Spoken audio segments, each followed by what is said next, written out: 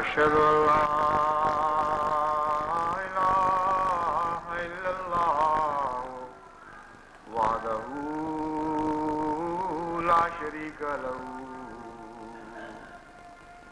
وأشهد أن محمدا عبده ورسوله أما بعد فأعوذ بالله من الشيطان الرجيم بسم الله الرحمن الرحيم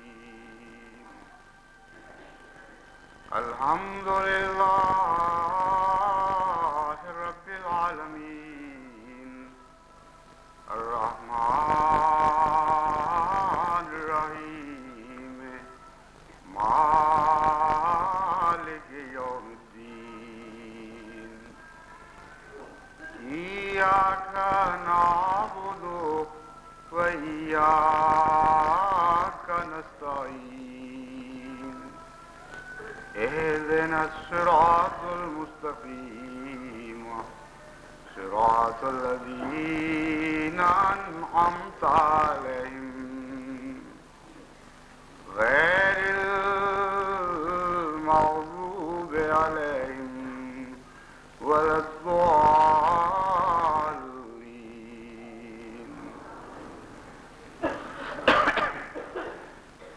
صبغة الله ومن أحسن من الله صبغا.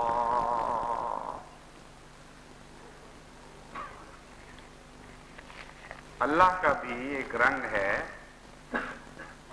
اور اللہ سے بہتر اور کس کا رنگ ہو سکتا ہے. اس مختصر سی آیت میں تمام نصیحتوں کا نچوڑ بیان فرما دیا گیا.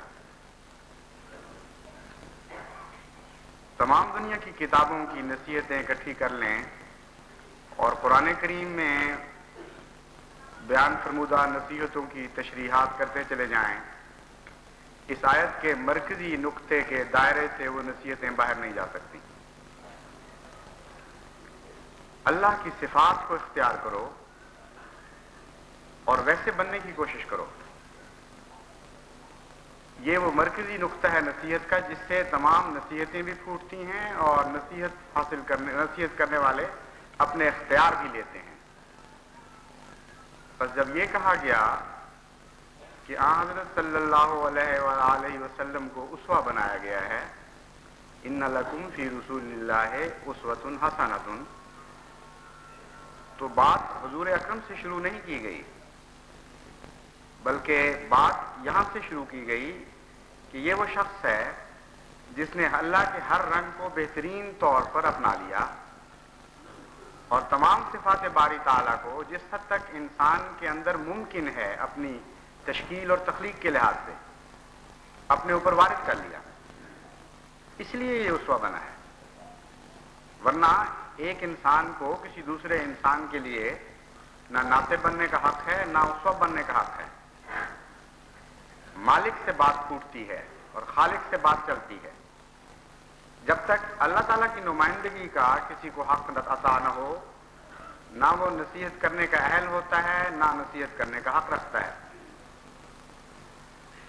بس اللہ تعالیٰ نے اس چھوٹی سی ان چند کلمات میں حیرت انگیز طور پر نصیحت کے معاملے میں تمام حکمتیں بیان فرما دیں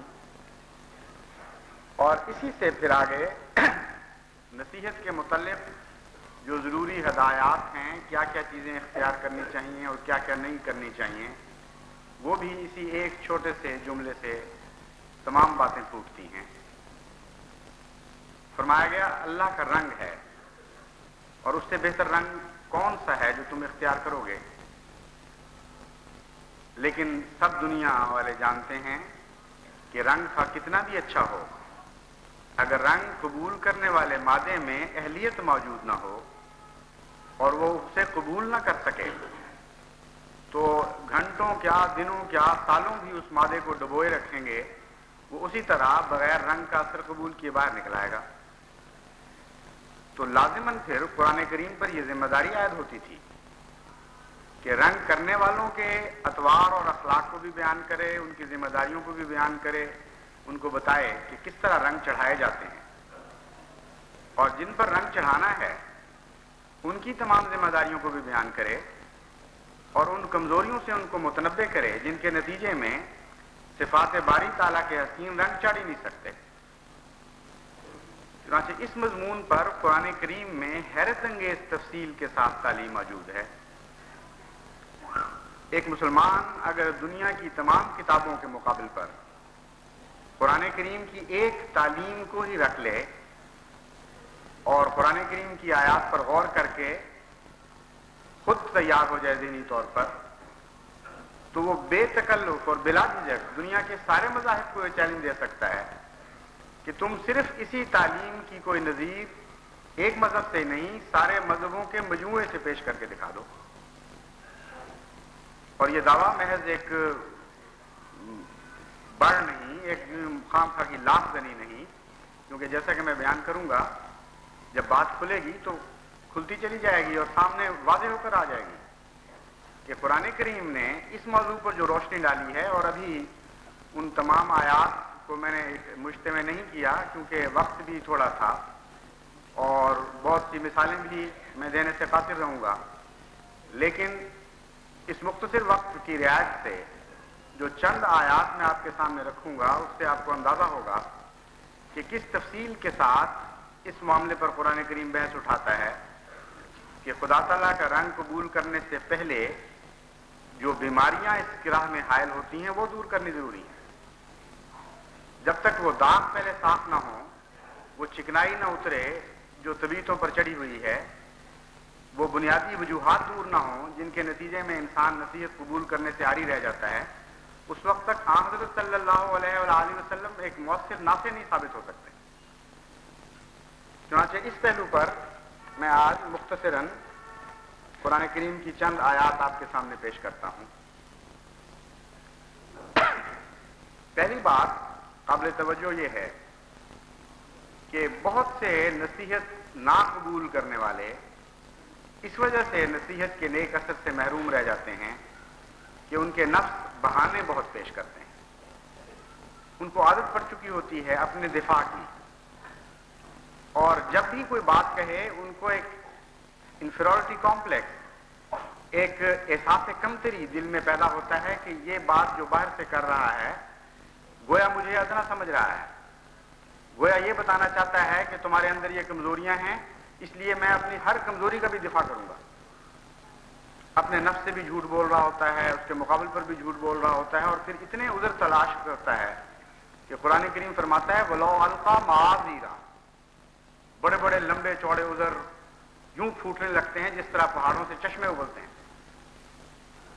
اور وہ خود بھی بعض دفعہ ناواقف ہوتا ہے ان باتوں سے، اگر غور کرے تو ضرور ان کو پالے، لیکن اکثر انسان غفلت کی حالت میں زندگی بسر کرتے ہیں اور نہیں جانتے کہ جو وہ باتیں کہہ رہے ہیں ان میں کوئی حقیقت بھی ہے کہ نہیں۔ چنانچہ اس کے ذکر کے بعد او القا معاذیرا، قرآن کریم نہایت ہی پیارے رنگ میں ایسے عذر پیش کرنے والوں کو سمجھاتا ہے۔ کہتے ہیں دائی سے بھی کوئی کبھی عیوب چھپ سکتے ہیں، ہم کہتے ہیں میں تو تمہارے پوتروں تک سے واقف ہوں، لیکن قرآن کریم اس سے بہت پہلے سے بات شروع کرتا ہے، فرماتا ہے ان ربک واسع المغفرہ هو عالم بكم اذ انشاکم من الارض واذ انتم اجنة في بطون امہاتکم فلا تزکوا انفسکم هو عالم بمن اتقى۔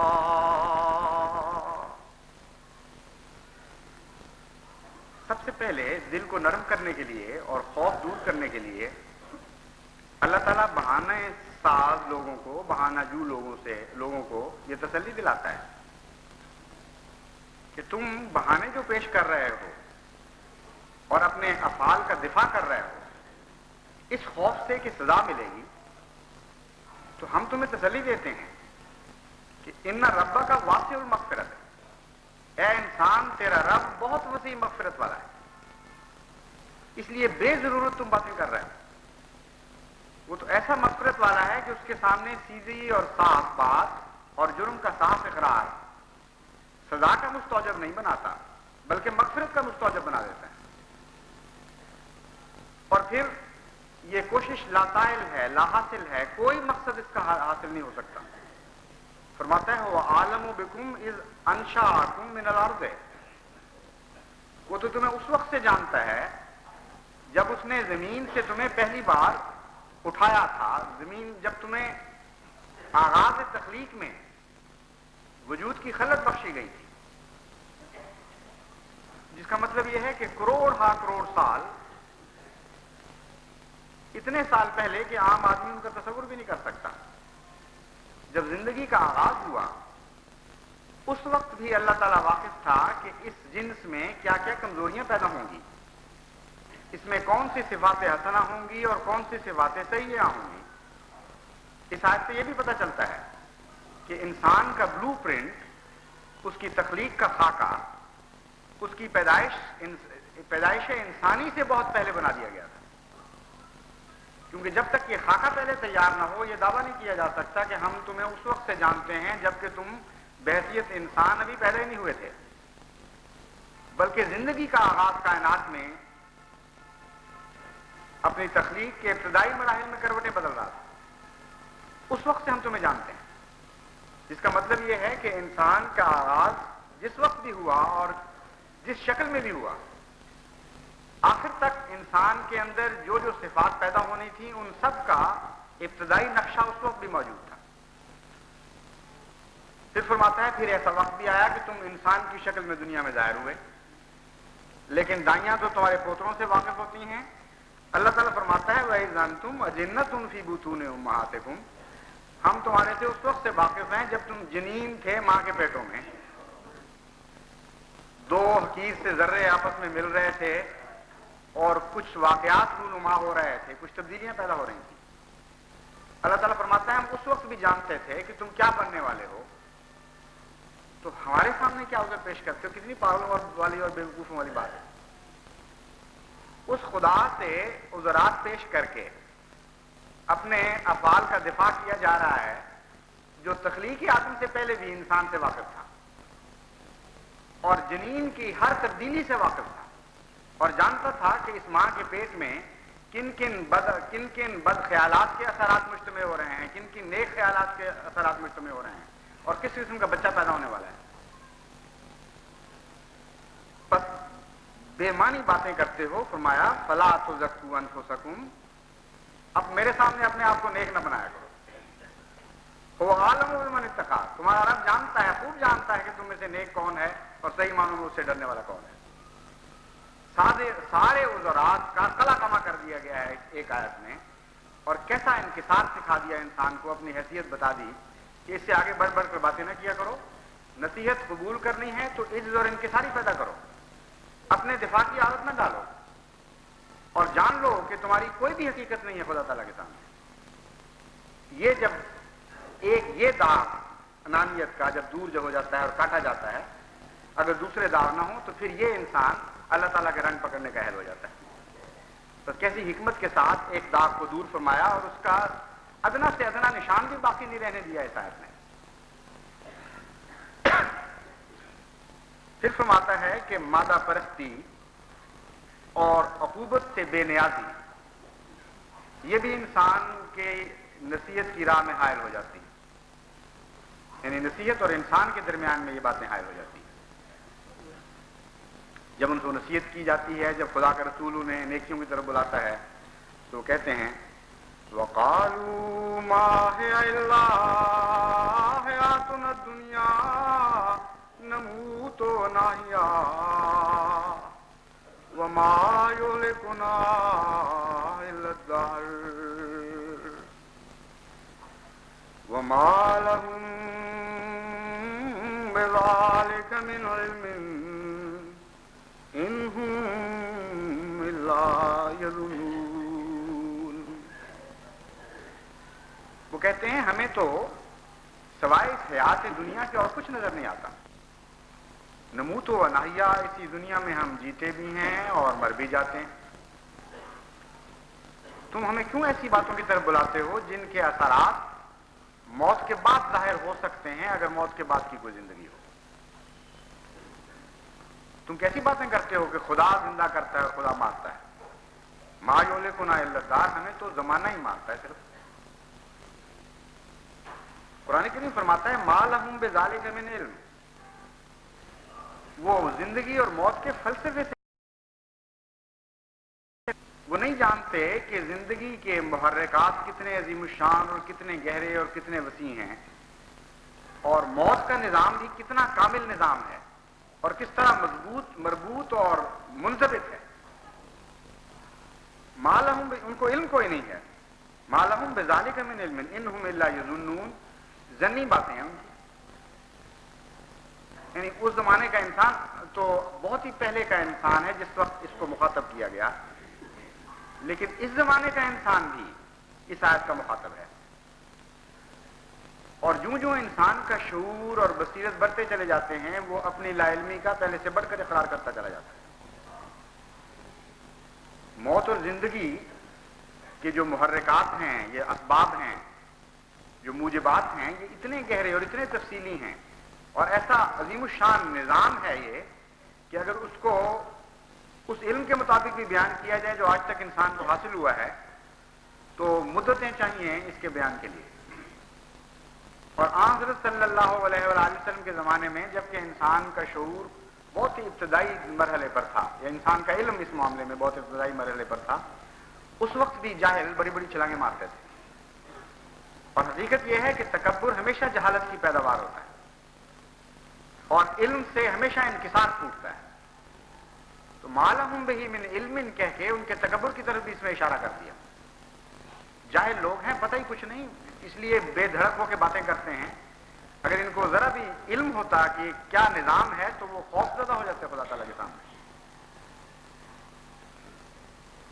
پھر ان کی اس بے نیازی کو، یعنی انسان کی اس بے نیازی کو بعض دفعہ اموال بھی بڑھا دیتے ہیں. یعنی ایک تحفظ حاصل ہو جاتا ہے انسان کو کہ میں مالدار ہوں اور میں محتاج نہیں ہوں نصیحت کرنے والے کا. وہ غریب آدمی، ایک ایسا انسان جو غلاموں میں مقبول ہے اور خود بھی غریب ہے، اس کو کئی وقت کی روٹی بھی میسر نہیں آتی، جو ملکیت تھی وہ دے بیٹھا لوگوں کو، اب تو کچھ بھی نہیں رہا اس کے پاس.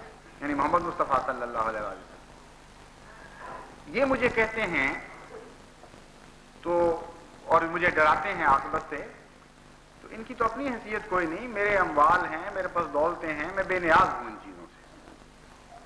یہ خیالات دل میں جب پیدا ہوتے ہیں تو اللہ تعالیٰ فرماتا ہے کہ انسان نصیحت کو قبول کرنے کا اہل نہیں رہتا. یعنی جھوٹا تحفظ، غلط تحفظ انسان کو نصیحت کی احتیاج سے مستغنی کر دیتا ہے. اس کا جواب دیتے ہوئے قرآن کریم فرماتا ہے وَلَقَدْ جِئْتُمُونَا فُرَادَىٰ كَمَا خَلَقْنَاكُمْ أَوَّلَ مَرَّةٍ وَتَرَكْتُمْ مَا خَوَّلْنَاكُمْ وَرَاءَ ظُهُورِكُمْ. اس مضمون کو اور بھی کئی جگہ مختلف شکلوں میں پھیلا کر بیان فرما رہا ہے.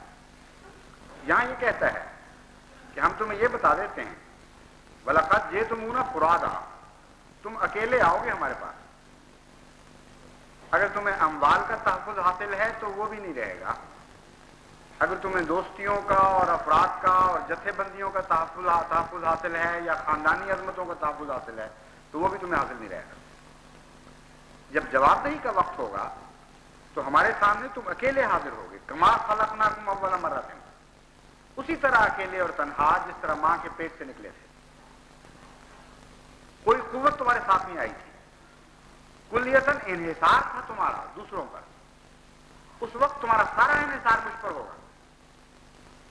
اس لیے اگر تمہیں یہ خیال ہے کہ اموال و دولت کا تحفظ حاصل ہو گیا اس لیے تم محمد مصطفیٰ صلی اللہ علیہ وآلہ وسلم کی نصیحت کو قبول نہیں کر رہے، تو فرمایا وَتَرَكْتُمْ مَا خَوَّلْنَاكُمْ وَرَاءَ ظُهُورِكُمْ، جو کچھ بھی ہم نے تمہیں عطا کیا تھا سب کچھ اپنے پیچھے چھوڑا ہوگا. کیسی عمدگی اور صفائی کے ساتھ اس داغ کو بھی کاٹ دیا, اس گند کو بھی صاف کیا. کیونکہ جب تک یہ وہم انسان کے دل میں موجود رہے کہ میں مستغنی ہوں, مجھے پرواہ کوئی نہیں, میرے پاس دولتیں ہیں, میرے پاس سہارے ہیں دیگر, اس وقت تک انسان نصیحت کو قبول کرنے کا اہل نہیں رہتا. اور یہ ایسی ٹھوس حقیقت ہے کہ انسان کے تنزل کی تاریخ میں ایک بہت بڑا کردار ادا کرنے والی حقیقت ہے. کتنی بڑی بڑی بادشاہتیں اس بنا پر ٹوٹ گئیں کہ بادشاہتوں کو اپنی دولتوں اور عارضی طاقتوں کا تحفظ حاصل ہوا اور غریب درویشوں کی باتوں کو انہوں نے نہیں سنا.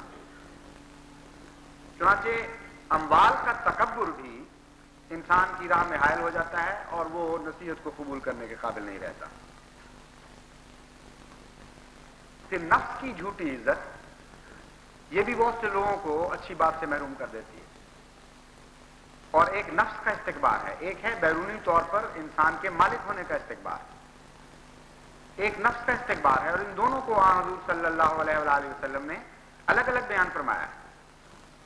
بلکہ یہ فرمایا کہ اللہ تعالیٰ متکبروں میں سے سب سے زیادہ برا اس کو, اللہ تعالیٰ کو سب سے زیادہ برا وہ متکبر لگتا ہے جو غریب بھی ہو اور پھر بھی متکبر ہو. یعنی جس کے پاس مال و دولت ہو, کوئی چیز ہو تکبر کے لیے, اس کے متعلق تو کہہ سکتے ہیں کہ غلط فہمی پیدا ہو گئی اس بیچارے کو. لیکن ایسے بھی ہوتے ہیں جن کا نفس متکبر ہوتا ہے, ان کے پاس تھوڑی کی چیز بھی نہ ہو تب بھی وہ متکبر رہتے ہیں. ان کے متعلق فرمایا وَإِذَا قِيلَ لَهُ اتَّقِ اللَّهَ أَخَذَتْهُ الْعِزَّةُ بِالْإِثْمِ, کہ جب اسے کہا جاتا ہے کہ اللہ کا خوف کرو, تمہیں خدا کی خاطر نصیحت کی جا رہی ہے, أَخَذَتْهُ الْعِزَّةُ بِالْإِثْمِ, اس کو اپنے نفس کی عزت پکڑ لیتی ہے گناہ کے ساتھ. یعنی ایک عجیب یہ قرآن کریم کی ترکیب ہے جس کا معنی یہ ہے کہ وہ نفسانی عزت اسے گناہ پر چمٹے رہنے پر مجبور کر دیتی ہے. وہ سمجھتا ہے کہ اگر میں نے اس معمولی نظر آنے والے انسان کی بات مان لی تو گویا میں جھک جاؤں گا اور میری عزت نفس کو نقصان پہنچے گا, اس لیے ٹھیک ہے گناہ ہے تو گناہ ہی صحیح, میں اپنے اس گناہ کو نہیں چھوڑنے کے لیے تیار. یعنی خود ہی کا جو بگڑا ہوا تصور ہے اس کو بھی قرآن کریم نے بیان فرما دیا. پھر قرآن کریم فرماتا ہے کہ بعض لوگ ذاتی طور پر نیک مزاج بھی ہوتے ہیں, اثر قبول کرنے والے ہوتے ہیں, ان کے اندر دلوں میں نرمی بھی پائی جاتی ہے, لیکن ان کی نرمی کمزوری میں تبدیل ہو جاتی ہے. یعنی وہ نرمی صفت حسنہ بننے کی بجائے ایک برائی میں تبدیل ہو جاتی ہے. اور وہ معاشرے سے ڈرتے ہیں اور یہ دیکھتے ہیں کہ اکثریت کیا کر رہی ہے.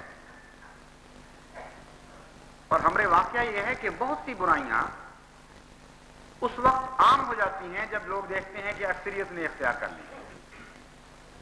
بہت کم لوگ ایسے ہیں جن کو اس وقت نیکیوں کا جھنڈا بلند کرنے کی توفیق ملتی ہے کہ جی ٹھیک ہے اب تو عام ہو گیا ہے. جس طرح پردے کے متعلق میں نے بیان کیا تھا کہ اب تو جی سب بے پردے ہو رہے ہیں, ٹھیک ہے اب آ جاؤ کھول لو منہ اپنے اور باہر نکلاؤ. قرآن کریم کی اس حصے پر بھی نظر ہے.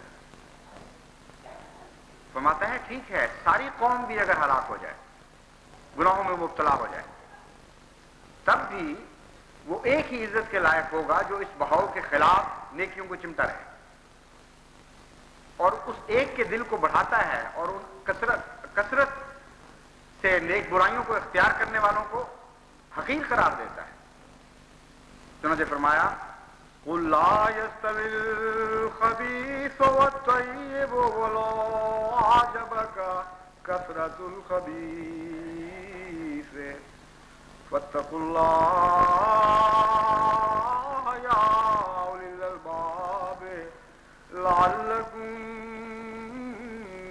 تُفْلِحُونَ. اے محمد ایسے لوگوں سے کہہ دے لا يستوی الخبیث والطیب, کہ یہ ہو نہیں سکتا کہ پاک اور بد, گندا اور صاف ایک جیسے ہو جائیں. جو خدا تعالیٰ نے طیب کو امتیاز بخشا ہے وہ اپنی ذات میں قائم رہتا ہے اور اس بات سے آزاد ہے کہ اکثر گندے ہیں یا اکثر پاک ہیں. فرمایا ولو عجبا کا کثرت الخبیث، اے انسان اگر تجھے کثرت کے ساتھ خباثت اور گندگی نظر آئے اور تو مروب ہو جائے اس سے، تب بھی یہ ممکن نہیں ہے کہ خدا کی نظر میں طیب اور بد کا معاملہ الٹ جائے. بد اگر کروڑوں کروڑ بھی ہوں گے تو بد رہیں گے، اور نیک اگر کروڑوں کی سوسائٹی میں ایک بھی ہوگا تو خدا کی نظر میں وہ نیک ہی رہے گا، وہ برابر نہیں ہو سکتے. اتنا گہرا فلسفہ ہے یہ بدیوں کے پھیلنے کا اور ان کو روکنے کا کہ اگر انسان اس سے واقف ہو جائے تو بہت سی بدیاں جنہوں نے سیلابوں کی طرح کناروں کو کھا لیا، ایسے لوگوں کی وجہ سے روکی جا سکتی تھیں جو اٹھ کھڑے ہوتے اس بات پر کہ ہم تعداد میں کم ہوں، کتنے ہی کم ہوں، ہمیں اس بات کی کوئی پرواہ نہیں، ہم نیکی کو پکڑ کے رہیں. یہ فلسفہ بہت گہرائی کے ساتھ انسانی فطرت میں کار فرما نظر آتا ہے. چنانچہ ووٹوں کے وقت اکثر یہ دیکھا گیا ہے کہ وہی کمزوری جس کا قرآن کریم نے یہاں ذکر کیا ہے وہ خاموشی کے ساتھ سر اٹھا لیتی ہے اور انسان کو پتہ بھی نہیں لگتا کہ میں کیا کر رہا ہوں. الیکشن ہوتے ہیں دنیا میں تو بساؤ کا دیکھا گیا ہے کہ اگر کسی شخص کے ہاتھ کے لیے زیادہ ہاتھ اٹھ کھڑے ہوئے ہوں تو ایک طبقہ جو اس وقت تک خاموش بیٹھا ہوا تھا وہ بھی اپنے ہاتھ اٹھانے لگ جاتا ہے، حالانکہ اس سے پہلے اگر انہوں نے ہاتھ نہیں اٹھائے تھے تو لازماً دل نے یہ فیصلہ کیا تھا کہ یہ طیب نہیں ہے شخص، یعنی اس نقطۂ نگاہ سے طیب نہیں ہے، اس نقطۂ نگاہ سے موضوع نہیں ہے. اس کے باوجود کثرت کو دیکھا اور ہاتھ اٹھا دیے. یہ کیریکٹر کی کمزوری ہے جو انسان کے اندر موجود رہتی ہے ایک دبی ہوئی بیماری کے طور پر، اور برائیوں کو پھیلنے میں یہ کمزوری بہت مدد دیتی ہے. قرآن کریم کہتا ہے کہ اگر تم میں سے ہر اس بات کو خوب اچھی طرح سمجھ لے کہ طیب طیب ہی رہتا ہے اور اس کی فضیلت اپنی جگہ قائم رہتی ہے، وہی ہے عزت کے لائق، اور خبیث چیز کثرت کے باوجود خبیث رہتی ہے بلکہ اور زیادہ گھناؤنی بن جاتی ہے کیونکہ گند بڑھتا ہے تو اور زیادہ مکروہ ہوتا چلا جاتا ہے. تو اس سے تمہیں بہت سے سبق ملیں گے اور نصیحت کو بہتر رنگ میں قبول کرنے کے اہل ہو جاؤ گے. اور یہ امر واقعہ ہے کہ انسان کا نفس خود بھی اس بات کو عزت کی نگاہ سے دیکھتا ہے کہ کسی شخص میں اکیلے رہنے کے باوجود ایک اعلیٰ قدر کو پکڑنے کی اہلیت موجود ہے کہ نہیں. اور بعض دفعہ اس کا اتنا گہرا اثر پڑتا ہے انسان کی طبیعت پر کہ ایک چھوٹا سا واقعہ اس کی ساری زندگی پر حاوی ہو جاتا ہے. انگریزوں کے ساتھ جب افغانستان کی لڑائیاں لڑی جا رہی تھیں 1855 میں، جب انگریزوں کی فوج کو افغانوں نے مختلف طریق سے یعنی جنگی چالیں چل کے کہیں عہد شکنی کر کے مختلف طریق سے نہ صرف شکست دی بلکہ کلیتاً تباہ و برباد کر دیا. اس وقت جو جرنیل اور چند آدمی بچے، ان کی داستان لکھتے ہوئے وہ جرنیل لکھتا ہے کہ دھوکے پر دھوکہ ہم سے ہو رہا تھا، عہد شکنی پر عہد شکنی ہو رہی تھی، یہاں تک کہ یوں معلوم ہوتا تھا کہ ساری قوم میں سوائے بدعہدی اور عہد شکنی کی اور کوئی خوبی باقی نہیں رہی اور کوئی بات باقی نہیں رہی. کہتے ہیں ایک واقعہ لکھتا ہے کہ ایسے وقت میں ایک دفعہ ہمیں کہا گیا کہ آؤ قوانین بیٹھے ہیں اور صلح کا معاہدہ ہوگا اور اپنے چوٹی کے آدمی ساتھ لے لو. یہ خود ان میں شامل تھا، لیکن اس کو اس کے بہت ہی گہرے پرانے دوست خان نے پناہ دے دی ایک حکمت کے ساتھ، اس لیے بچ گیا.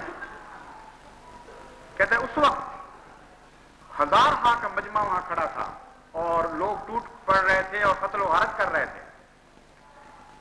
کہتے ہیں سارے مجمع میں ایک ایسی آواز بلند ہوئی جس نے ہمیشہ کے لیے میری زندگی پر اثر ڈال دیا ہے اور میں کبھی اس آواز کو فراموش نہیں کر سکتا. ایک مولوی خدا کا خوف رکھنے والا ایک ایسا تھا جس نے قطعاً پرواہ نہیں کی کہ لوگ مجھے کیا کہیں گے. اس نے بلند آواز سے کہا اے لوگوں خدا کا خوف کرو اور تقوی اختیار کرو اور اپنے عہدوں کو پورا کرو اور بدعہدیاں نہ کرو. تم کس طرف جا رہے ہو؟ کہتا اس ایک آواز نے اس قوم کی عزت میرے دل میں قائم کر دی. ایسے حالات میں بھی ایسے ایسے نیک دل اور پاک لوگ موجود ہیں جن کے اندر عظمت کردار پائی جاتی ہے. حضرت صاحبزادہ عبداللطیف صاحب رضی اللہ تعالیٰ عنہ کے متعلق ایک بڑی دلچسپ روایت ابھی چند سال ہوئے مجھے معلوم ہوئی. ہمارے صوبہ سرحد کے ایک مخلص احمدی دوست ہیں جن کا بڑا وسیع ہے تعلق کا دائرہ.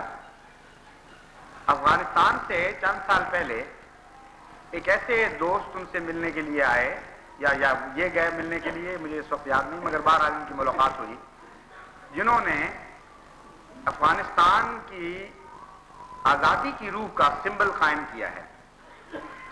یعنی وہ آرکیٹیکٹ ہیں، نقشہ بنانے والے، لیکن افغان قوم نے جب یہ فیصلہ کیا کہ ہم افغان آزادی کی روح کا ایک سمبل قائم کریں گے، ایک یادگار قائم کریں گے، تو اس بوڑھے انجینئر کے سپرد انہوں نے یہ کام کیا، جو ہے اس آرکیٹیکٹ کے سپرد یہ کام کیا کہ تم ڈیزائن بھی کرو اور تم یہ بھی فیصلہ کرو کہ سب سے موزوں جگہ کون سی ہے. یہ کہتے ہیں کہ میں چونکہ اس سے ملا تو میں بھی دیکھنے گیا وہ مینار، تو پتہ لگا کہ وہ مینار تو موزوں جگہ پہ ہے ہی نہیں، ایک ایسی جگہ پہ ہے جو آرکیٹیکچر کے نقطۂ نگاہ سے موزوں معلوم نہیں ہوتی تھی مجھے. کمانڈنگ ہونی چاہیے، اونچی ہونی چاہیے جگہ، کھلا منظر ہو، دور دور سے ایک چیز نظر آئے، لیکن وہ مکانوں میں گری ہوئی ایک چوک کے اندر جگہ سی تھی. اور مجھے بڑا تعجب ہوا تو میں نے اس بوڑھے سے پوچھا کہ تم تو بڑے قابل ہو آرکیٹیکٹ، تم نے اس جگہ کا انتخاب کیوں کر لیا اس یادگار کے لیے؟ اس نے جواب یہ دیا کہ اس کا انتخاب اس لیے کیا کہ مجھے یہ کہا گیا تھا کہ افغان روح کی آزادی کی کو خراج تحسین ادا کرنا ہے. یعنی وہ تمام دنیا کے اثرات سے آزاد ہے، اس کو کوئی خوف نہیں ہے دنیا کا، اور حق پر قائم رہنا جانتی ہے. یہ تھی اس کی روح. اور میں جب بچہ تھا میں نے یہاں اسی چوک میں ایک ایسا واقعہ دیکھا تھا کہ ہمیشہ کے لیے میری روح پہ وہ ثبت ہو گیا. اور میں نے یہ دیکھا کہ ایک بزرگ زنجیروں میں جکڑا ہوا سنسار کرنے کے لیے لے جایا جا رہا ہے. ہم بھی بچوں میں شامل ہو کر اس کا نظارہ دیکھنے گئے. میں نے اس کے چہرے پر ایسی عظمت دیکھی، ایسی آزادی دیکھی، ایسی بے خوفی دیکھی، اور ایسا اطمینان تھا، ایسی تمانیت کی مسکراہٹ تھی اس کے چہرے پر کہ وہ میرے ذہن سے اترتی نہیں کبھی. بس جب مجھے میری قوم نے کہا کہ افغان روح آزادی کو خراج تحسین ادا کرنا ہے، اس کے لیے ایک مینار قائم کرنا ہے، تو میں نے سوچا کہ اس سے بہتر جگہ اور کوئی نہیں جہاں میں نے اس آزادی کی روح کو دیکھا. اللہ تعالیٰ فرماتا ہے کہ کثرت الخبیث سے تو کوئی بات نہیں بنتی. ایک بھی تم میں اگر طیب ہوگا، ایک بھی صالح ہوگا، تو وہی غالب آئے گا، اسی کی یادیں باقی رکھی جائیں گی اور خباثت کو ملیا میٹ کر دیا جائے گا. بس اس وجہ سے کہ لوگ زیادہ گندے ہو گئے ہیں، تم اگر اختیار کر رہے ہو گندگی کو تو بڑی بیوقوفی ہے تمہاری. چنانچہ اس جذبے کو بھی خوب انالیسس کر کے، تجزیہ کر کے انسانی کپڑے سے صاف اور پاک کر دیا تاکہ اللہ کے بہتر رنگ اختیار کرنے کے وہ قابل ہو سکے. پھر ایک اور وجہ ناصح پر عدم اعتماد ہوتی ہے. بعض دفعہ مقصد پر عدم اعتماد ہوتا ہے. یعنی بعض دفعہ یہ ہوتا ہے کہ کہنے والے پر اعتماد نہیں کہ وہ ہے کیسا، اس کی طرف سے جو نصیحت آتی ہے وہ نصیحت ہی مشکوک ہو جاتی ہے. پھر بعض دفعہ کہنے والا اچھا بھی ہو تو جو مقصد، جس مقصد کی طرف بلا رہے ہیں وہ مقصد بعض دفعہ اچھا نہیں ہوتا، کہنے والے کی نصیحت وہاں بھی بیکار چلی جاتی ہے. پھر بعض دفعہ انسان سمجھتا ہے کہ ٹھیک ہے دونوں باتیں ٹھیک ہیں، لیکن میں نہ بھی مانوں گا تو کیا فرق پڑ جائے گا، میں نے کون سا پکڑے جانا ہے. تو ان تینوں چیزوں کا ذکر کرتے ہوئے اللہ تعالیٰ بیان فرماتا ہے یا ایھا الذین آمنوا استجیبوا للہ وللرسول اذا دعاکم لما یحییکم واعلموا کہ اے لوگو اللہ اور رسول کی بات پر لبیک کہو، کیونکہ اللہ اور محمد مصطفیٰ صلی اللہ علیہ وآلہ وسلم سے بہتر نصیحت کرنے والا تمہیں اور کوئی نہیں مل سکتا. اللہ وہ جس کے قبضہ قدرت میں ہو، جو ہر تمام حکمتوں کا سرچشمہ ہے، ہر اچھی بات اس کی ذات سے پوچھتی ہے، اس کی ذات میں تو بدلنے کا تمہیں کوئی حق نہیں. اور محمد مصطفیٰ صلی اللہ علیہ وآلہ وسلم اس لیے کہ اللہ کے رنگ اس شخص سے بہتر کسی نے اختیار نہیں کیے اور اس کمال کے ساتھ کسی نے اختیار نہیں کیے جس طرح محمد مصطفیٰ صلی اللہ علیہ وآلہ وسلم نے اختیار کر لیے. بس جہاں تک نصیحت کرنے والے کا تعلق ہے اس سے بہتر موقع اور کوئی نہیں ہو سکتا. پھر کیوں پیٹ پھیر کے بھاگ رہے ہو؟ جہاں تک مدعا اور مقصود کا تعلق ہے فرمایا لما یحییکم، یہ تو تمہیں موت سے زندگی کی طرف بلا رہا ہے. اس سے بہتر مقصد اور کیا ہو سکتا ہے نصیحت کا؟ اس چھوٹی سی بات میں آن حضرت صلی اللہ علیہ وآلہ وسلم کی تمام نصائح کے مقصود کو بیان فرما دیا. بعض لوگ سمجھتے ہیں کہ باقی باتیں تو ٹھیک ہیں، یہ باتیں ذرا ٹھیک نہیں، یہ ہمارے لیے مناسب نہیں ہیں، یا نہ بھی کریں تو فرق نہیں پڑتا. یہ آیت بتا رہی ہے کہ ایک بات بھی اگر تم محمد مصطفیٰ کی نہیں مانو گے تو اس حصے میں زندگی پر موت کو ترجیح دینے والے ہوگے. موت کے بھی مختلف دائرے ہوتے ہیں. آپ نے دیکھا ہوگا کہ انسانی جسم ضروری نہیں کہ ایک دفعہ یکلخت مر جائے. بعضوں کی انگلی مر جاتی ہے، بعضوں کا ناخن بھی صرف مرتا ہے، بعضوں کا بازو ختم ہو جاتا ہے، اور ٹکڑا ٹکڑا موت بھی آتی ہے. بعض اعضاء مر جاتے ہیں، آنکھ مر جاتی ہے، بعض دفعہ آنکھ کا پردہ مر جاتا ہے، بعض دفعہ صرف ایک رگ مر جاتی ہے. تو موت ضروری نہیں کہ کامل طور پر آئے. جس حصے میں بھی زندگی کے تقاضوں سے اجتناب کیا جائے گا اس حصے کو موت پکڑ لے گی. یہ قانون ہے. اور اس آیت نے ہمیں بتایا کہ چونکہ محمد مصطفیٰ صلی اللہ علیہ وآلہ وسلم تمام تر زندگی کی طرف بلانے والے ہیں، اس لیے حضور اکرم صلی اللہ علیہ وآلہ وسلم کے فرمان سے اگر تم اجتناب کرو گے تو اگر چھوٹا ہوگا تو چھوٹی موت کو قبول کر رہے ہوگے، اگر بڑا ہوگا تو بڑی موت کو قبول کر رہے ہوگے. لیکن اس سے مفر کوئی نہیں ہے کہ تم اپنے لیے موت چن رہے ہو اور زندگی کو چھوڑ رہے ہو. پھر جہاں تک اس بات کا تعلق ہے کہ عقوبت سے بچ جائیں گے، عقوبت سے بچنے کے دو قسم کے امکانات انسان کے لیے پیدا ہوتے ہیں، اور دونوں کا آیا اس چھوٹی سی آیت میں دونوں کا ذکر فرما دیا گیا. ان اللہ یحول بین المرء و قلبہ میں ایک پہلو سے بحث فرمائی گئی، الہ تو شرون میں دوسرے پہلو سے بحث اٹھائی گئی. مجرم کو اگر یہ یقین ہو جائے کہ میں پکڑا نہیں جاؤں گا، یا غالب گمان یہ ہو جیسا کہ اکثر مجرموں کو ہوتا ہے کہ میں عقوبت سے بچ جاؤں گا کیونکہ میری بات علم میں نہیں آئے گی، تو ایسا مجرم بھی نصیحت کو رد کر دیتا ہے. وہ کہتا ہے نیکی کی نصیحت تم کرتے رہو، بے شک مجھے بدی کا اختیار کرنے سے فرق کیا پڑتا ہے، میری بدی کا تو پتہ ہی کسی کو نہیں لگنا، میں ایسی چالاکی کے ساتھ کروں گا کہ کسی اگلے کو خبر ہی کوئی نہیں ہونی. اس لیے تمہاری نصیحت ان لوگ بیوقوفوں کے لیے ہے جو پکڑے جاتے ہیں، میں تو پکڑنے سے آزاد ہوں. اللہ تعالیٰ فرماتا ہے کہ جو نصیحتیں تمہیں خدا کے نام پر محمد مصطفیٰ صلی اللہ علیہ وآلہ وسلم کر رہے ہیں وہاں تمہارے لیے اس بے خوفی کا کوئی موقع نہیں. اللہ تعالیٰ انسان کی روح اور اس کے جسم کے درمیان حائل ہے. جو باتیں بھی اس کے قلب میں یعنی اس کی روح میں پرورش پاتی ہیں اور جن باریکیوں کے ساتھ وہ سوچتا ہے اس کے احکامات جسم کو صادر ہو رہے ہوتے ہیں. جس طرح بعض دفعہ سائنسدان تجربے کی چیزوں میں ایسی نالیاں رکھتے ہیں جہاں سے ایک مواد ایک خاص حالت کے بعد گزرتا ہے تو وہ اس کی نگرانی کر سکتے ہیں کہ کس حالت میں گزر رہا ہے، اس کا رنگ، اس کا فلو، اس کی والیوم وغیرہ، یہ چیزیں ٹھیک ہیں کہ نہیں ہیں. اللہ تعالیٰ فرماتا ہے کہ ہم تمہارے ہر ارادے اور ہر فعل کے درمیان بیٹھے ہوئے ہیں. ممکن نہیں کہ تمہارا کوئی ارادہ فعل میں تبدیل ہو رہا ہو اور خدا کے علم سے باہر رہ جائے. یہ ہے مطلب یحول بین المرء و قلبہ کا. تو یہ تو بے خوفی تمہاری گئی نا.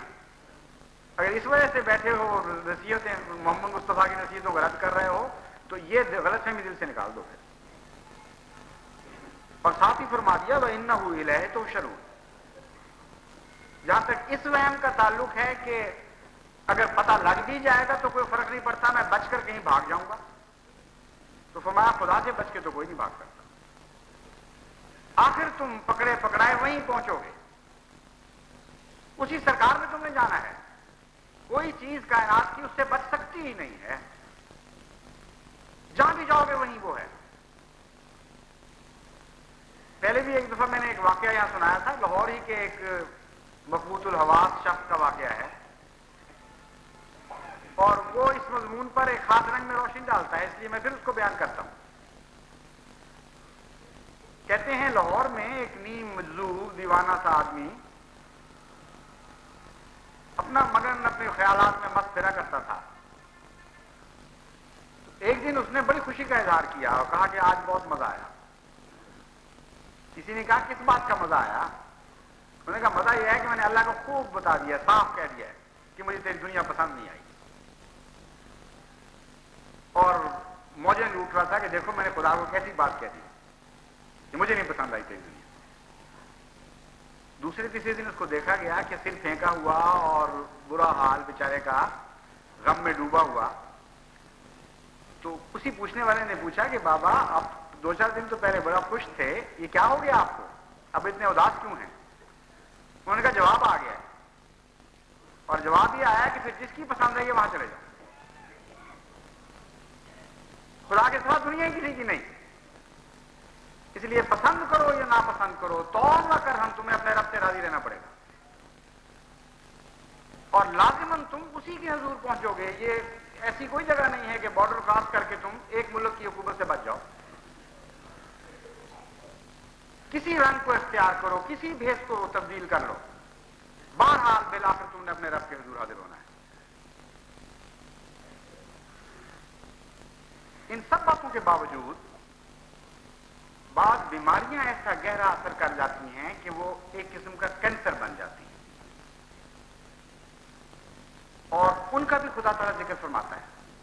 یعنی پچھلی ساری باتیں، سارے داغ دھو بھی دیے جائیں تب بھی بعض لوگوں کی بیماریاں ان کا احاطہ کر لیتی ہیں، ایسی صورت میں ان پر اللہ کا رنگ نہیں چڑھ سکتا، وہ نصیحت کو قبول نہیں کر سکتے۔ فرمایا بلا من کسب سیئۃ واحاطت بہ خطیئتہ فاولئک اصحاب النار هم فیہا خالدون۔ ان سب باتوں کے باوجود کچھ بدقسمت ایسے ہوتے ہیں جن کی بیماری عادت بن کر، فطرت ثانیہ بن کر ان کی ذات کا جز بن جاتی ہے، لیکن یہ کہنے کی بجائے کہ ذات کا جز بن جاتی ہے، بہت ہی پیارا کلمہ اختیار فرمایا، احاطت بہ خطیئتہ، گھیرا ڈال لیتی ہے ان کا بیماری، اور گھیرا توڑ کر نکل نہیں سکتا کوئی۔ فوج میں جب مغلوب کرنا ہو کسی دوسری فوج کو تو گھیرا ڈالا جاتا ہے، اور بیماری ایسا سخت گھیرا اس کو ڈال لیتی ہے کہ اس کو توڑ کر باہر نہیں جا سکتے۔ ایسے لوگوں کے متعلق فرمایا کہ جس طرح بیماری نے ان کو گھیرا ڈال لیا اور ان کی بدی میں ایک ابدیت آ گئی، عذاب جہنم میں بھی ایک ابدیت پیدا کر دی جائے گی، اور ان کی سزا بھی اسی طرح جاری و ساری ہوگی۔ چنانچہ آن حضرت صلی اللہ علیہ وآلہ وسلم نے اس مضمون کو کشفی طور پر مختلف صورتوں میں دیکھا۔ حضور صلی اللہ علیہ وآلہ وسلم کو جب کشفی نظارے کے طور پر جہنم دکھائی گئی تو ایک ایسے تنور کو بھی دیکھا جس میں آگ جل رہی تھی، بھڑک رہی تھی، اور کوئی جلنے والا اس میں سے باہر نکلتا تھا اور پھر اس میں پڑ جاتا تھا، باہر نکلتا تھا اور پھر اس میں پڑ جاتا تھا۔ تو جبرائیل علیہ السلام نے آپ کو بتایا یہ وہ بدکردار ہے جو بدکرداری کا اتنا شکار ہو چکا تھا کہ اس سے الگ نہیں ہو سکا۔ شہوانی جذبہ پورا ہو گیا تو توبہ کی طرف مائل ہو گئے، وہ دوبارہ عود کر آیا تو پھر گناہ میں ملوث ہو گئے۔ تو جس طرح اس کی زندگی کی حالتیں تھیں وہی موت کے بعد اس کی حالتیں تبدیل کر دی گئی، اور ایسا ہوتا ہے۔ غالب کہتا ہے راستی زمزم پہ میں اور صبح دم دھوئے دھبے جامع احرام کے، ایسے بھی لوگ ہوتے ہیں، اور بعض دفعہ دونوں حالتیں بے اختیاری کی ہو جاتی ہیں۔ جب توبہ کر رہے ہوتے ہیں اس وقت بھی واقعی دل خدا کے حضور نرم ہوا ہوتا ہے، جب وہ گناہ کر رہے ہوتے ہیں تو واقعی گناہ کی طرف مائل ہوتے ہیں۔ ان کی سزا کا نظارہ بھی ویسا ہی دکھایا کہ گھیرا پڑا ہوا ہے، نکل نہیں سکیں گے بیماری سے، لیکن تھوڑا سا ریلیف ہو جایا کرے گا، سکون مل جایا کرے گا، پھر اس کے بعد دوبارہ واپس، پھر وہ نکلیں گے، پھر سکون تھوڑا سا ملے گا، پھر دوبارہ واپس۔ تو اس بیماری کو بھی خوب کھول کھول کر خدا تعالیٰ نے واضح کر دیا لیکن اس کے باوجود مایوسی سے منع فرمایا، کیونکہ بیماری کا گھیرا تو انسان کو پڑ سکتا ہے، خدا کو تو کوئی بیماری نہیں گھیر سکتی، اور وہ ہر گھیرے سے آزاد ہستی ہے۔ وہ اگر رحم کرنا چاہے، اگر اس سے دعا کے ساتھ تعلق جوڑو، تو گناہ کتنے بھی بڑے ہوں وہ سارے کے سارے وہ ختم کیے جا سکتے ہیں، اور خدا تعالیٰ کی مغفرت انسان کو پوری طرح ڈھانپ سکتی ہے۔ یہ باتیں بیان کرنے کے ساتھ اس پہلو کو بھی خوب کھول کر بیان فرما دیا تاکہ کسی کے دل میں مایوسی گھر نہ کر لے، کوئی یہ نہ سمجھ لے کہ چونکہ میری برائی نے گھیرا ڈال لی ہے اس لیے میں ہمیشہ کے لیے جہنمی ہو چکا، اب میرے بچنے کی کوئی راہ نہیں۔ چنانچہ قرآن کریم اس کا ذکر کرتے ہوئے فرماتا ہے، قُلْ يَا عِبَادِيَ الَّذِينَ أَسْرَفُوا عَلَىٰ أَنفُسِهِمْ لَا تَقْنَطُوا مِن رَحْمَتِ اللَّهِ۔ اے میرے بندو، جنہوں نے اپنے نفوس پر بے انتہا زیادتیاں کی ہیں، ہر موقع پر اسراف سے کام لیا، ہر موقع پر گناہ میں ملوث ہو گئے، یعنی ایک بدی نے نہیں، گویا دنیا کی سب بدیوں نے ان کے گھیرے ڈال دیے۔ لا تقنطوا من رحمت اللہ، تب بھی اللہ کی رحمت سے مایوس نہیں ہونا۔ اگر تم سچی توبہ کرو گے، یہاں بظاہر توبہ کا ذکر نہیں ہے لیکن دوسری آیتوں میں اس مضمون کو کھولا گیا ہے، اس لیے مفہوم اس کے اندر داخل ہے۔ وہ تمام گناہوں کو بخشنے کی طاقت رکھتا ہے، وہ مالک ہے۔ انہ هو الغفور الرحیم، وہی تو ہے جو غفور اور رحیم ہے، اس کے سوا ہے کون جو غفور اور رحیم؟ بس گناہوں کے تجزیے بھی خوب مکمل کیے، ہر بیماری کی خبر دی، بیماریوں کے حد سے بڑھنے کی اطلاع بھی دی، اور پھر اس گھیرے کو توڑنے کی ترکیب بھی بتا دی کہ غفور الرحیم خدا سے تعلق جوڑ لو، اس سے محبت کرو، اس سے پیار کرو، اور جب بھی تمہیں سچی توبہ کی توفیق ملے تم یقین کر لینا کہ تمہاری تمام بدیاں اللہ تعالیٰ کے قبضہ قدرت میں ہیں کہ ان کو اس طرح ظاہر کرتے ہوئے موجود ہی کبھی نہیں تھی۔ اور احادیث میں اس کی بھی بہت سی تفاصیل ہمیں ملتی ہیں۔ حضرت صلی اللہ علیہ وآلہ وسلم اس مضمون کو مختلف رنگ میں مختلف واقعات کی شکلوں میں بیان فرماتے ہیں۔ کبھی مثال دیتے ہیں ایک ایسی فاحشہ کی جو تمام عمر بدیوں اور گندگیوں میں مبتلا رہی، اس کے جسم کا ذرہ ذرہ داغدار تھا، لیکن صحرا سے گزرتے ہوئے اس کی نظر ایک ایسے کتے پر پڑی جو پیاس سے بلک رہا تھا، اس کی زبان باہر نکلی ہوئی تھی، سوکھی ہوئی، پاس ہی کنواں تھا اور کتے کے اختیار میں نہیں تھا، بس میں نہیں تھا کہ وہ کنویں سے پانی پی لے، اور وہاں کوئی ڈول نہیں تھا۔ اس نے اپنے کپڑے جو بھی اتر سکتے تھے اتار کے ان کی رسی بنائی، اپنی جوتی کو اس کنویں میں لٹکایا، اور اس وقت تک پانی نکالتی رہی تھوڑا تھوڑا جس وقت تک کتے کی پیاس نہیں بجھی۔ آپ حضرت صلی اللہ علیہ وآلہ وسلم فرماتے ہیں کہ اللہ نے اس واقعے کو ایسے پیار سے دیکھا کہ اس کی ساری عمر کے گناہ معاف فرما دیے اور اس کو جنت میں داخل کیا۔ پہاڑ بھی ہوں گناہوں کے تو وہ معاف کر سکتا ہے۔ پھر حضور صلی اللہ علیہ وآلہ وسلم اور مختلف رنگ میں بڑے دلچسپ واقعات ہیں بیان کر کے مختلف پہلو انسان کے سامنے رکھتے ہیں تاکہ خدا کی خشیت بھی پیدا ہو، اس سے محبت پیدا ہو، اور مغفرت کے کسی بہانے سے بھی سامان نصیب ہو جائے۔ اتنا حضور صلی اللہ علیہ وآلہ وسلم کو بنی نوع انسان سے پیار ہے اور ہمدردی ہے، ایسی جذباتی باتیں بیان کرتے ہیں کہ گویا اللہ مجبور ہو جائے ان جذباتی باتوں کو سن کر کے چلو معافی کر دو، ٹھیک ہے۔ یہ طریقے سکھائے گئے ہیں ہمیں خدا سے بخشش کے اور معافی مانگنے کے۔ ایک موقع پر فرماتے ہیں کہ ایک شخص جس کو جو بالآخر ہر طرف سے مایوس ہونے کے بعد توبہ کے ارادے سے ایک طرف چل پڑا تھا، اور بیشتر اس کے کہ وہ اپنے منزل مقصود کو پہنچتا اس کا موت واقع ہو گئی۔ فرشتوں نے یہ معاملہ خدا تعالیٰ کے حضور پیش کیا اور کہا کہ اے اللہ اس سے کیا سلوک کیا جائے؟ اللہ تعالیٰ نے فرمایا کہ وہ توبہ کے ارادے سے چل پڑا تھا، تم یوں کرو کہ دونوں طرف کی زمین ناپو،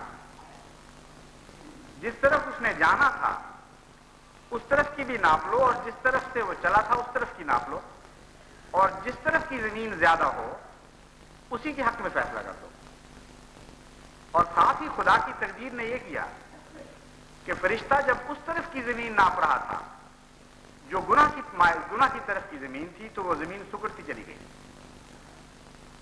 اور جب اس طرف کی زمین ناپ رہا تھا جو نیکی کی طرف کی زمین تھی تو زمین پھیلتی چلی گئی، یہاں تک کہ بالآخر نیکی والا عرصہ غالب آ گیا بدی والے عرصے پر، اور خدا نے اس کو معاف فرما دیا. اب بظاہر یہ ایک عجیب سی بات لگتی ہے، لیکن اگر آپ غور کریں تو اس کا یہ ایک مربوط نظام کی طرف اشارہ کیا گیا ہے. اللہ تعالیٰ فرماتا ہے جزاء سیئۃ سیئۃ مثلھا، ہر بدی کا بدلہ بدی سے زیادہ نہیں لیا جائے گا، اور اگر اللہ چاہے تو اس بدی کو معاف بھی کر سکتا ہے، یعنی اس زمین کو اور بھی چھوٹا کر سکتا ہے. اور جہاں تک نیکیوں کا تعلق ہے فرمایا اس کی کوئی حد ہی نہیں ہے، جس طرح چاہے خدا اس میں ان کو بڑھاتا چلا جائے. تو یہ مضمون ہے جس کی طرف اشارہ فرمایا گیا کہ اس کی بدیوں کی زمین تنگ کی گئی. جب بخشش پر آمادہ تھا خدا تعالیٰ تو اصل بدیوں سے زیادہ کا تو جزا دینے کا سوال ہی نہیں تھا، وہ بدیاں کم کرتا چلا جا رہا تھا، اور نیکیوں کی جزا اس کے قبضے میں تھی وہ بڑھاتا چلا گیا. اس لیے ہر قسم کے گناہوں پر ادنا سی ادنا نیکی بھی غالب آ سکتی ہے اگر اللہ تعالیٰ مغفرت کا ارادہ فرما لے. پھر بنی نوع انسان کو توجہ دلانے کے لیے اور خدا کا رحم جیتنے کے لیے ایک عجیب واقعہ بیان فرمایا کہ خدا کی خشیت بھی بعض دفعہ ایسا محرک بن جاتی ہے کہ اللہ تعالیٰ گویا بخشش پہ مجبور ہو جاتا ہے، اور رستہ نہیں ملتا خدا کو بخشش کے سوا. ای مشت خاک را گر نہ بخشم چے کو نہ، یہ مضمون پیدا ہو جاتا ہے. اس خاک کی مٹھی کو میں بخشوں نہ تو کروں کیا. ایسی ایک خاک کی مٹھی کی مثال دی حضور اکرم صلی اللہ علیہ وآلہ وسلم نے، اور فرمایا کہ ایک شخص اتنا گناہ گار تھا کہ ہر طرف سے اس کو مایوسی تھی، اور وہ جانتا تھا کہ کوئی دنیا کی بدی نہیں ہے جو میں نے نہ کی ہو، اس لیے میں نے لازماً جہنم میں جانا ہے. مرنے سے پہلے اس نے اپنے بچوں کو اکٹھا کیا اور یہ نصیحت کی کہ دیکھو جب میں مر جاؤں تو مجھے جلا کر خاکستر کر دینا، ایک ذرہ بھی میرا جلے بغیر باقی نہیں چھوڑنا، اور جب وہ خاک بن جاؤں تو تیز آندھی والے دن میں کسی دن مجھے اس طرح اڑا دینا کہ اس کا نشان بھی کہیں نہ ملے. یا یہ بیان کیا ہے ایک روایت میں کہ بہا دینا پانی میں، تیز دھار موجوں میں بہا دینا. اور اس کے ساتھ اس کے بچوں نے وہی سلوک کیا. موت کے بعد جب وہ خدا کے حضور حاضر ہوا تو اللہ نے اس سے فرمایا کہ اے میرے بندے، تجھے کس بات نے مجبور کیا تھا کہ اس قسم کی نصیحت میں اپنے بچوں سے کرے؟ اس نے کہا اے خدا، مجھے تو اتنا خوف تھا تیرا، اتنے میں نے گناہ کیے تھے کہ میں تیرے حضور پیش نہیں ہونا چاہتا تھا. حضور فرماتے ہیں کہ خدا تعالیٰ پھر وہ سارے زمین کو اور ہواؤں کو اور پانیوں کو حکم دیتا ہے. یہ بات میں بیان کرنی بھول گیا کہ ان سب ذروں کو اکٹھا کرو اور پھر اس کو اصلی شکل میں تبدیل کرو. تو جب حاضر ہوا تو اس نے کہا اے اللہ، میری تو یہ وجہ تھی، میں برداشت نہیں کر سکتا تھا کہ تیرے حضور حاضر ہوں ان گناہوں کے ساتھ. اللہ نے کہا اچھا خوف وجہ تھی تو پھر میں تجھے معاف کرتا. ایک طرف یہ خدا ہے، ایک طرف اتنا باریک بین ہے کہ انسان اور اس کے ارادوں کے درمیان حائل بیٹھا ہوا ہے. ایک طرف خوف دلاتے ہیں حضور اکرم صلی اللہ علیہ وآلہ وسلم تو حد کر دیتے ہیں. انسان ساری عمر کی نیکیوں کے بنا کرتے ہوئے بھی اپنی بخشش کی امید نہیں رکھ سکتا.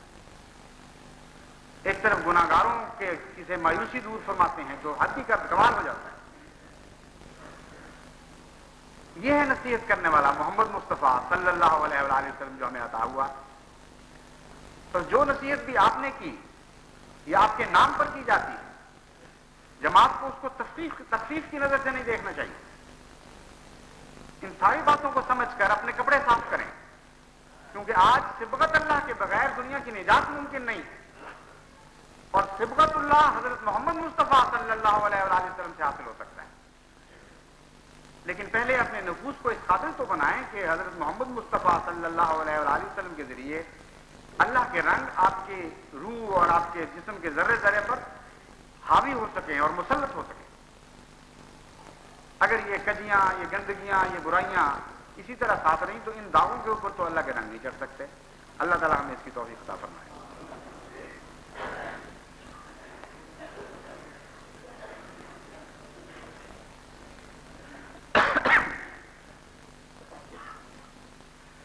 الحمدللہ نحمدہ ونستعینہ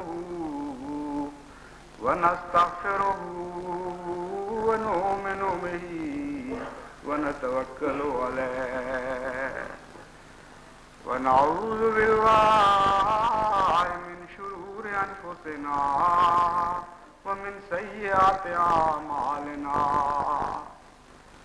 ومن يهده الله فلا مضل له ومن يضلله فلا هادي له ونشهد أن لا إله إلا الله وحده لا شريك له وأشهد أن محمدا عبدہ ورسولہ. آج جمعے کے ساتھ نماز عصر جمع ہوگی. میں بحیثیت مسافر دو گانا پڑھوں گا. جو دوست مسافر ہیں وہ میرے ساتھ سلام پھیریں گے، جو نہیں ہیں وہ بغیر سلام پھیرے کھڑے ہو جائیں گے. یہ اس لیے بار بار بتانے کی ضرورت پڑتی ہے کہ چھوٹے بچے بھی بڑے ہو رہے ہیں، بعض دفعہ بڑے ہونے کے باوجود بھی بعض باتوں کی طرف توجہ نہیں رہتی، تو بار بار بتانا پڑتا ہے. لیکن جب آپ کھڑے ہوں تو انتظار کریں کہ امام دوسرا سلام مکمل کر لے تب کھڑے ہوں، کیونکہ جب ایک سلام امام پھیرتا ہے تو ابھی وہ خود کھڑے ہونے کے قابل نہیں ہوتا، اور جب تک امام نماز سے آزاد نہ ہو مقتدی آزاد نہیں ہو سکتا. اس لیے جب امام دونوں سلام پھیر لے تب کھڑے ہونا چاہیے. اس کے نتیجے میں آپ کے اندر ایک صبر بھی پیدا ہوگا. نماز میں بے صبری نماز کو ختم کر دیتی ہے، اور اگر آپ صبر سیکھ جائیں اس عادت سے تو آپ کے نماز کے دیگر ارکان بھی سمجھ جائیں گے. عباد اللہ رحمکم اللہ ان اللہ یامر بالعدل والإحسان وإیتاء ذی القربى وینہی عن الفحشاء والمنکر والبغی یعظکم لعلکم تذکرون. اذکروا اللہ یذکرکم وادعوہ یستجب لکم ولذکر اللہ